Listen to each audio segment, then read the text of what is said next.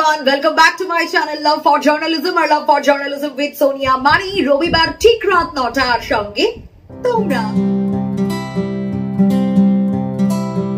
অবশ্যই তোমরাই তো সঙ্গে থাকবে, তোমরা ছাড়া আর কে থাকবে বলো তো। আজ আরো একটা রবিবার, আর রবিবার মানেই নতুন নতুন এপিসোড শেয়ার করার পালা। নতুন নতুন এপিসোডে কি থাকবে?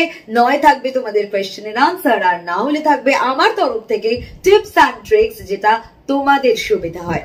আজ রবিবারে আবারও আমার ইন্টারভিউ সিরিজই কন্টিনিউ হচ্ছে। তার কারণ এই ইন্টারভিউ সিরিজে একটা খুব গুরুত্বপূর্ণ টিপস আজ আমি তোমাদের সঙ্গে শেয়ার করব। আচ্ছা, কথা না বাড়িয়ে একেবারে সরাসরি চলে যাই। সো আজ তাহলে কি থাকছে, কোন টিপস এন্ড ট্রিক্স শেয়ার করব? একটু ছোটবেলার দিকে যদি আমরা ফিরে যাই, তাহলে আমাদের জীবনের সব থেকে বড় পরীক্ষা, প্রথম পরীক্ষা মাধ্যমিক পরীক্ষা। তারপর আমরা এইচএস দিই, আস্তে আস্তে কলেজের গন্ডিতে পা রাখি, তারপর একে একে কলেজের পরীক্ষা দিই, first year, second year, third year, এরকম করতে করতে গ্রাজুয়েশন কমপ্লিট হয়, তারপর কারো কারো মাস্টার্স কমপ্লিট হয়, আরো পড়াশোনা, সবকিছু। কিন্তু এই সবকিছুর ভিড়ে পরীক্ষা পরীক্ষা শব্দটা যখনই থাকে, তার ভিড়ে আরো একটা শব্দ থাকে তখন, তার পাশাপাশি সমার্থক বলবো না, কিন্তু একেবারে প্যারালালি চলে একটা শব্দই পরীক্ষার সঙ্গে। কি বলতে পারো? Any guess? কোন রকম কোনো গেস করতে পারছো কোন শব্দটা? কমন। এই কমন শব্দটা সব সময় থাকে। এই কমন শব্দটার মধ্যে কি?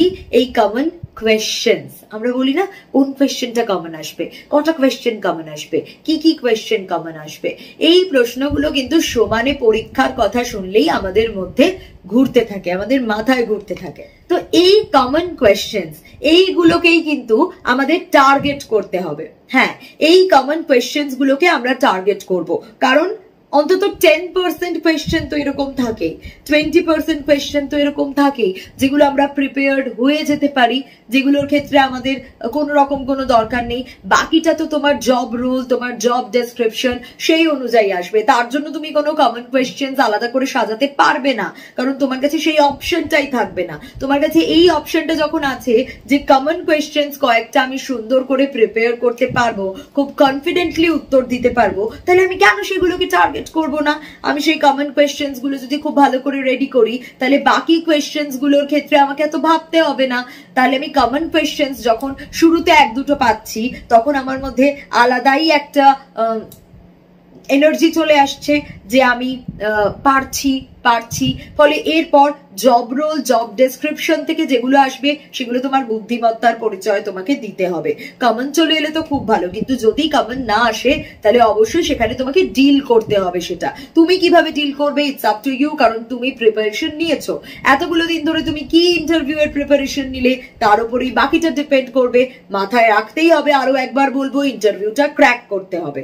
আর এই বিষয়গুলো যদি মাথায় থাকে, তাহলে কিন্তু ক্র্যাক করতে আর কোনো অসুবিধা হওয়ার কথা নয়। তাহলে আজ কোন বিষয়টা জানতে পারলে? কমন কোয়েশ্চেন্স এর বিষয়টা। যে কোনো পরীক্ষার ক্ষেত্রেই যদি কমন কোয়েশ্চেন্স থাকে, আর এই ইন্টারভিউ তো একটা পরীক্ষাই রে বাবা, আমরা তো একটা পরীক্ষাই দিতে যাচ্ছি। তো ইন্টারভিউ যখন দিতে যাচ্ছি, তাহলে তারও তো দু একটা কমন কোয়েশ্চেন্স দরকার নাকি? সেই কমন কোয়েশ্চেন্স গুলোকে টার্গেট করে ঝটাপট রেডি হয়ে যেতে হবে, অর্থাৎ ঝটপট করে তৈরি হয়ে যেতে হবে। তাহলে কি হবে? তাহলে বাজিমাত করা সম্ভব হবে। তাহলে আজকের এই ভিডিওটা খুব ছোট্ট কিন্তু বেশ ইন্টারেস্টিং, মজার, তবে বেশ গুরুত্বপূর্ণ কথা রয়েছে এই মজার আড়ালে।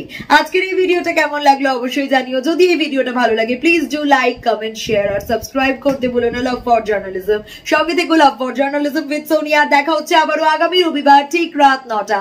ততক্ষণ পর্যন্ত বাই বাই।